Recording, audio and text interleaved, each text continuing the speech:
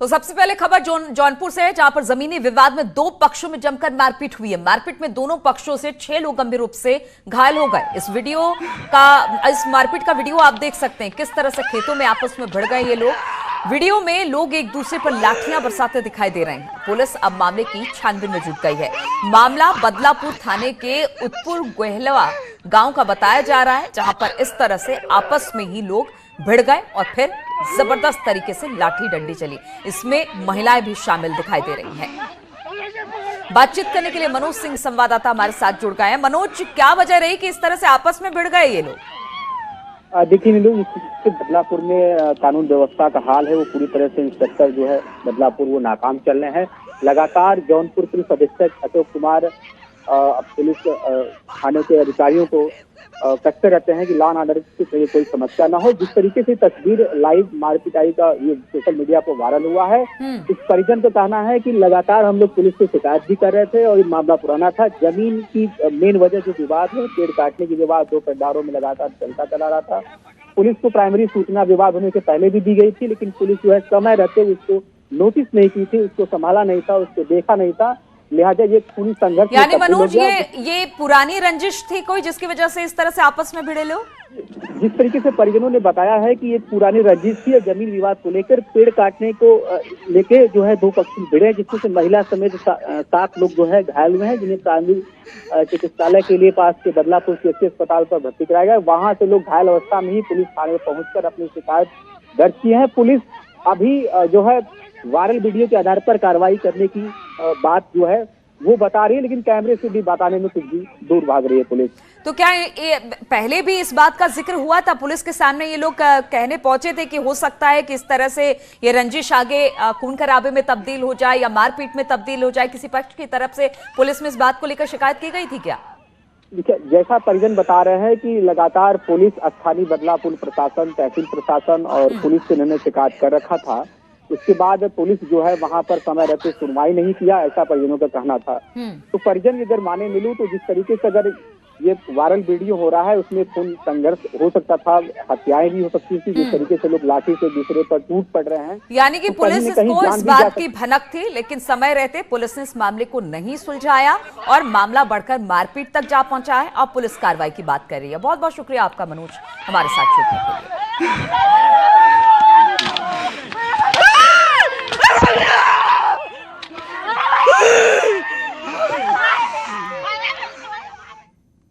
और आजमगढ़ में 2 दिन से लापता लड़की का शव मिलने से अब हड़कंप मच गया है। रेप के बाद लड़की की हत्या के बाद शक जताया जा रहा है कि परिवार वालों ने कहा है कि पुलिस पर लापरवाही का उन्होंने आरोप लगाया है। आक्रोशित ग्रामीणों ने आजमगढ़ बलिया राजमार्ग को जाम कर प्रदर्शन भी किया है। मामला मुबारकपुर थाना क्षेत्र का है। सूचना के बाद भारी संख्या में पुलिस फोर्स को वहां पर तैनात कर दिया गया है। कहा यह जा रहा है, परिजनों को आशंका है कि लड़की की रेप के बाद हत्या की गई है और इसी को लेकर अब आक्रोशित ग्रामीणों ने आजमगढ़ बलिया राजमार्ग पर जाम लगाकर प्रदर्शन किया है। मामला मुबारकपुर थाना क्षेत्र का है, जहां पर सूचना के बाद अब भारी संख्या में पुलिस फोर्स को तैनात कर दिया गया।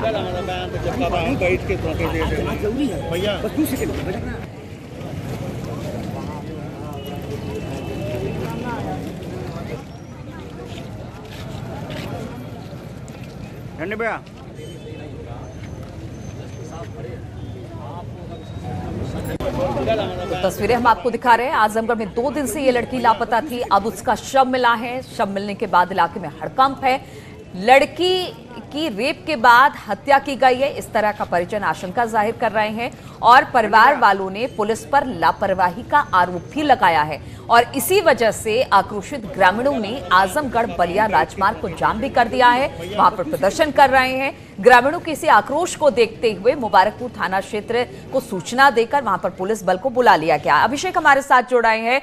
अभिषेक, फिलहाल वहां पर क्या स्थिति है? जो परिजन है वो क्या कह रहे हैं, किस तरह से वो आरोप लगा रहे हैं कि लड़की की के साथ पहले रेप हुआ है, उसके बाद हत्या की गई है, साफ तौर से लापरवाही पुलिस वालों की बता रहे हैं परिजन?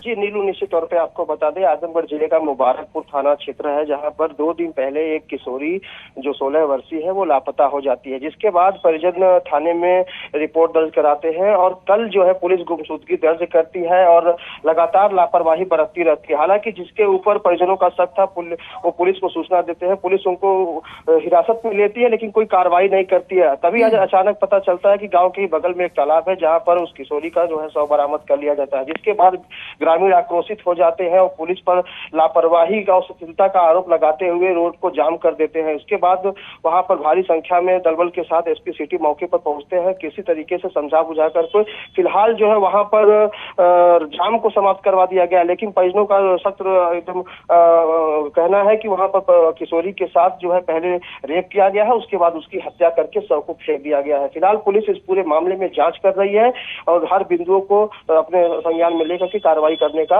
आश्वासन दिया है। साथ ही साथ वहां पर अभी भी एहतियातन जो है भारी संख्या में फोर्स तैनात किया गया है। नीलू, आपको बता दें, पिछले कुछ दिनों में आजमगढ़ में अपराध का पारा अपने चरम पर था। लगातार एक के बाद एक लूट, हत्या और बलात्कार जैसे कई संगीन वारदात देखने को मिले, जिसके बाद वहां के एसपी बिल्कुल अभिषेक, और अब एक और मामला निकलकर सामने आया और यही वजह है कि ग्रामीणों में गुस्सा है कि समय रहते पुलिस कार्रवाई क्यों नहीं करती है, कि जिसका अंजाम इतना बुरा होता है। लड़की की हत्या कर दी गई है, अब पुलिस जरूर छानबीन कर रही है, देखना होगा क्या कुछ उसमें निकलकर सामने आता है। बहुत बहुत शुक्रिया आपका जानकारी देने के लिए।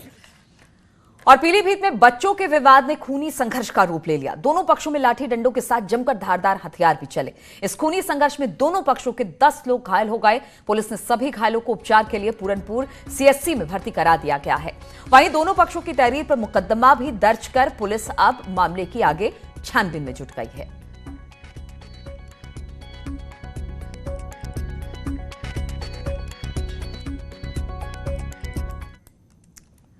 और अब आपको दिखाते हैं जर्मनी की एक तस्वीर। वो हम इसलिए दिखा रहे हैं क्योंकि यहां पर फ्रैंकफर्ट में पाकिस्तानी और खालिस्तानी आतंकी भारत के खिलाफ प्रदर्शन कर रहे थे। उसी दौरान एक भारतीय शख्स वहां से गुजर रहा था। प्रशांत वेंगुलूर लेकर नाम का ये युवक अकेला ही पाकिस्तानियों से भिड़ गया। भारत विरोधी भीड़ के सामने ये युवक अकेला टिका रहा। प्रशांत ने से जब उनका वीडियो बनाना चाहा तो उनमें से एक पाकिस्तानी ने प्रशांत के साथ बदतमीजी की, लेकिन प्रशांत अकेले होने के बावजूद अपनी जगह से नहीं हिले। और एक और वीडियो में आप देखेंगे कि किस तरह से इस भारत विरोधी जुलूस के सामने प्रशांत अकेले तिरंगा लेकर खड़े हैं, लेकिन एक भारतीय को अकेले खड़ा देख कुछ पाकिस्तानियों ने प्रशांत को घेरने की भी कोशिश की, लेकिन प्रशांत फिर भी नहीं हिले। सारे जहां से अच्छा हिंदुस्तान हमारा के नारे लगाए। बाद में पुलिस के दखल के बाद हालात को सामान्य किया गया। वहीं प्रशांत ने कहा कि वो अब इस मामले को भारतीय दूतावास में उठाएंगे।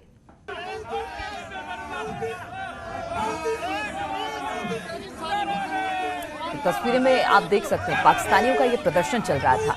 भारत विरोधी नारे लगाए जा रहे थे।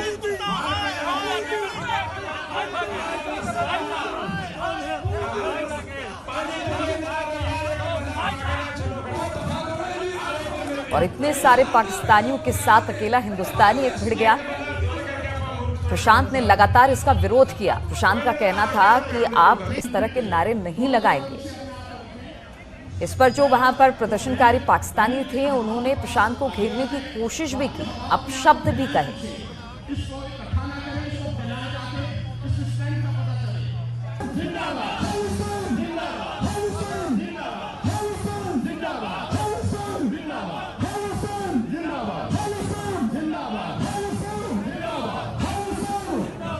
ये प्रशांत है जो कि अकेले इन पाकिस्तानियों के सामने तिरंगा लहराते हुए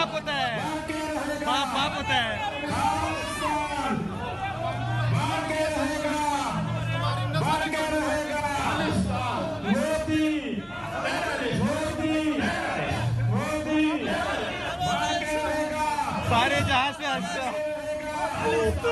प्रशांत इस दौरान कहते रहे कि सारे जहां से अच्छा हिंदुस्तान हमारा।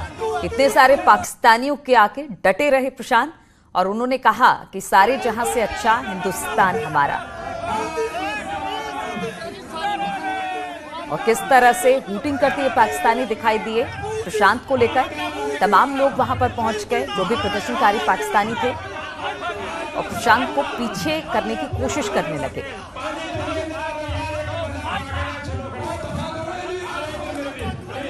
जर्मनी फ्रैंकफर्ट में ये हुआ।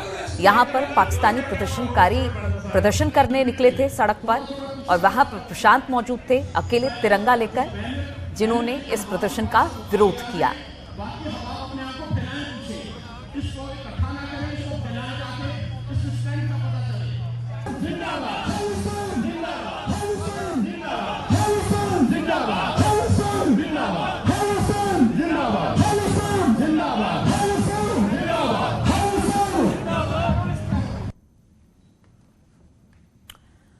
और अब बात छत्तीसगढ़ की करते हैं। यहां के बिलासपुर के खूटा घाट के वेस्ट वियर में फंसे युवक को हेलीकॉप्टर की सहायता से सुरक्षित बाहर निकाल लिया गया है। रायपुर से इंडियन एयरफोर्स के हेलीकॉप्टर की मदद से एक युवक का रेस्क्यू किया गया। पानी के बीच पेड़ के सहारे युवक बीते 16 घंटे से फंसा हुआ था। पानी का बहाव इतना अधिक तेज था, तस्वीरें हम आपको दिखा रहे हैं कि वहां पर इस युवक को कितनी मुश्किल के साथ रेस्क्यू किया गया है। रतनपुर पुलिस और रेस्क्यू टीम के घंटों प्रयास के बाद भी जब इसे नहीं निकाला जा सका तो उसके बाद रायपुर से इंडियन एयरफोर्स के हेलीकॉप्टर को बुलाना पड़ा और हेलीकॉप्टर आने के बाद उनकी मदद से युवक को बाहर निकाला गया। तस्वीरें रात की भी है जब ये लड़का वहां पर फंसा रहा 16 घंटे तक। घटना रविवार की सुबह 7 बजे की है।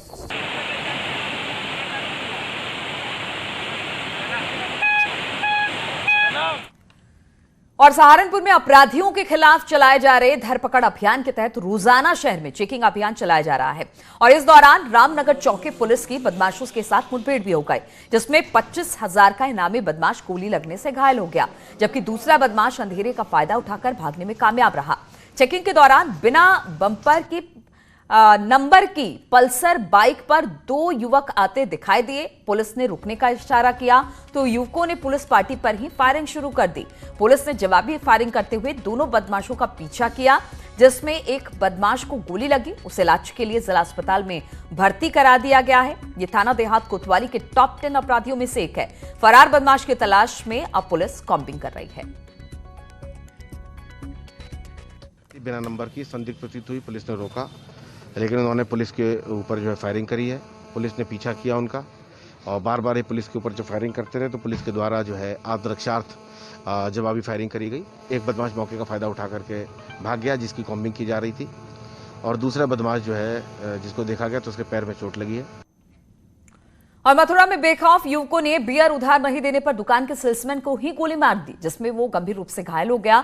लोगों ने गोलीबारी की सूचना पुलिस को दी। मौके पर पहुंची पुलिस ने घायल सेल्समैन को नजदीकी अस्पताल में भर्ती कराया गया, जहां पर उसकी हालत जो थी वो चिंताजनक बनी हुई थी, जिसे देखते हुए उसे वापस मथुरा जिला अस्पताल के लिए रेफर कर दिया गया। बताया जा रहा है कि कस्बे के ही रहने वाले युवक ने सेल्समैन से उधार में बियर मांगी और मना करने पर गोली चला दी।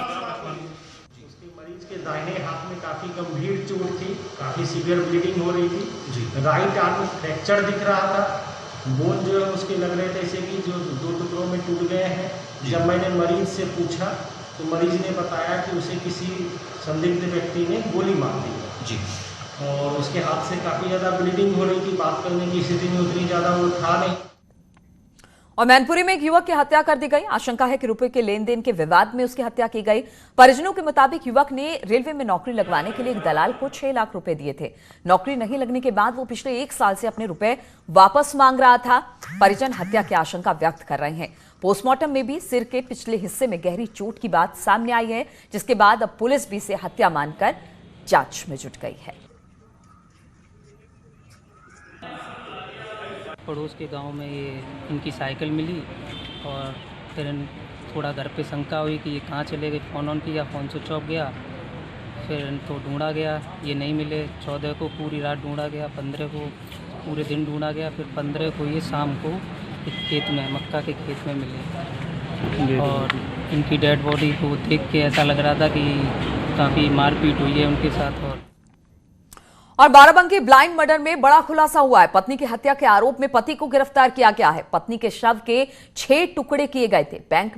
बैग में शव को भरकर हाईवे पर फेंका गया था। जींस और बिजली के बिल से सुराग मिला है पुलिस को। लखनऊ से आरोपी पति फिलहाल गिरफ्तार कर लिया गया है।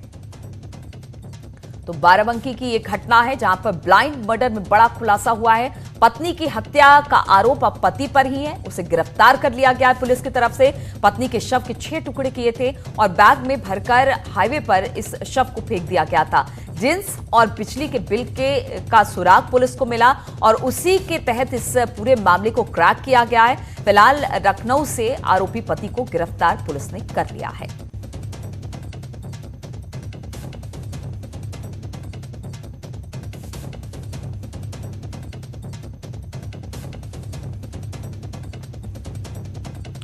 बातचीत करने के लिए अनिरुद्ध शुक्ला इस वक्त हमारे साथ जुड़ गए हैं। अनिरुद्ध, किस तरह से पुलिस ने इसको पकड़ा है? क्या कुछ सुराग पुलिस के हाथ लगा था जिसके बाद एक बड़ी सफलता पुलिस को? देखिए, एक बहुत कह सकते हैं कि एक ब्लाइंड केस था जो खुला है और पुलिस को एक बड़ी सफलता मिली है। जिस तरीके से इस घटना को अंजाम दिया गया इसके द्वारा, उसमें एक बात साफ निकल के आई थी कि जब बैग में जो युवती थी, जो पत्नी थी इसकी, जिसके शव के टुकड़े मिले थे, जो अवशेष मिले थे, उसमें कुछ कागजात ऐसे उसमें पाए गए। बैंक के कुछ कागजात थे, कुछ रसीदें थी जो पाई गई, जिसके माध्यम से पुलिस ने ट्रैकिंग शुरू करी। उसके बाद ये पता चला कि जिससे इसकी शादी हुई थी, जो कह सकते हैं कि जो उसका मीट व्यापारी था, मीट का काम करता था, उस तक पहुंचने के में पुलिस को सफलता मिली। तो कह सकते हैं कि एक बड़ी जो केस था, जो ब्लाइंड केस था, वो कहीं ना कहीं बिल्कुल अनिरुद्ध, एक बड़ा केस था, ब्लाइंड केस था और पुलिस ने उसको क्रैक किया है, जो कि पुलिस के लिए एक बड़ी सफलता कही जा सकती है। बहुत बहुत शुक्रिया आपका जानकारी देने के लिए। और कृषि मंत्री सूर्य प्रताप शाही ने देवरिया जिले के कई बाढ़ प्रभावित तटबंधों का निरीक्षण किया है। कृषि मंत्री को मौके पर ग्रामीणों ने अपनी अपनी समस्याएं सुनाई। वहीं कृषि मंत्री ने कई ग्रामीणों को शासन स्तर से दी जाने वाली राहत सामग्री भी बांटी। वहीं इस मौके पर कृषि मंत्री ने बताया कि शासन स्तर से बाढ़ प्रभावित लोगों को सारी सुविधाएं मुहैया कराई जा रही हैं और शिकायतों का निस्तारण भी किया जा रहा है।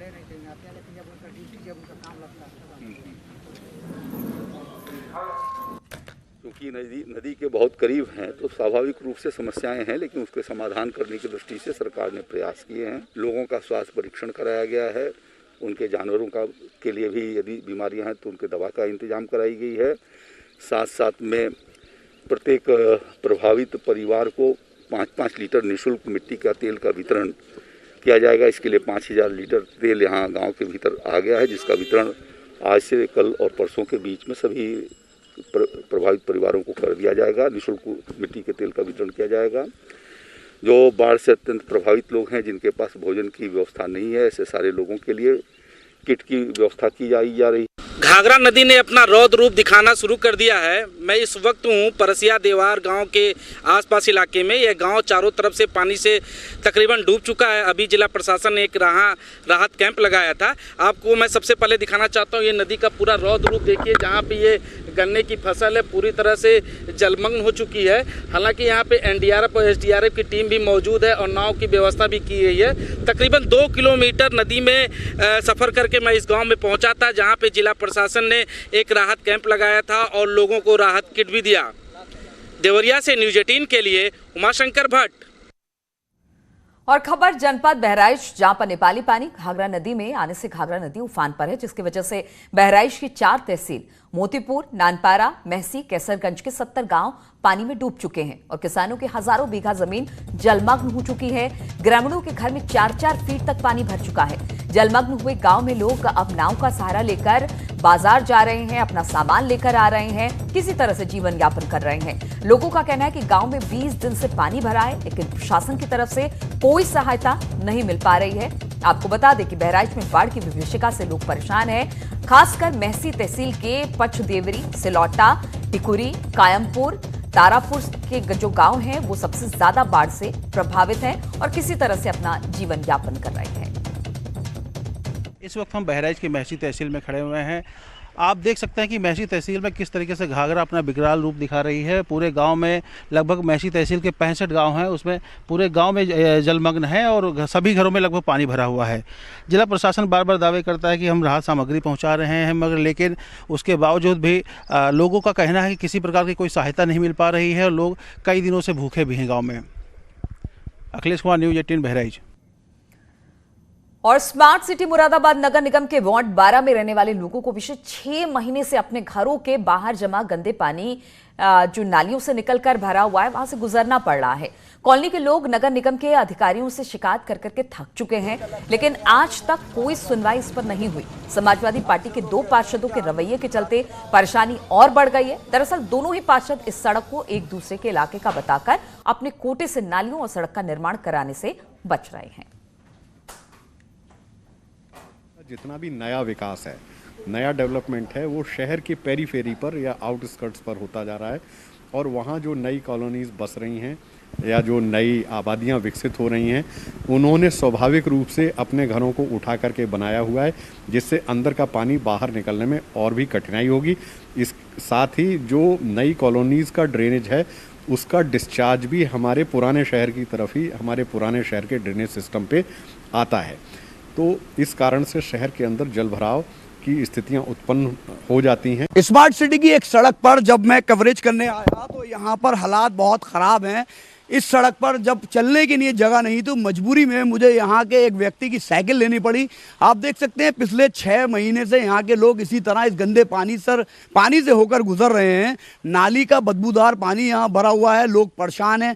मुझे भी जब यहाँ आया तो इसी तरह मैं पानी से निकल रहा हूँ। आप देख सकते हैं जब मुझे इतनी परेशानी है तो यहाँ रह रहे लोगों को अपने रोज़ के काम करने के लिए, आने जाने के लिए कितनी परेशानी का सामना करना पड़ता होगा। तो 2 समाजवादी पार्टी के पार्षदों के बीच में इस कॉलोनी के लोग पिछले 6 महीने से पिस रहे हैं और उन्हें अपने ज़रूरी काम के लिए इसी गंदे पानी से होकर आना जाना पड़ रहा है। वीडियो जर्नलिस्ट आलिम के साथ फरीद शमसी, न्यूज़ 18 मुरादाबाद। तो इन तमाम खबरों के साथ इस बुलेटिन में फिलहाल इतना ही। रुकेंगे छोटे से ब्रेक के लिए, लेकिन ब्रेक के बाद भी लगातार खबरों का सिलसिला जारी है।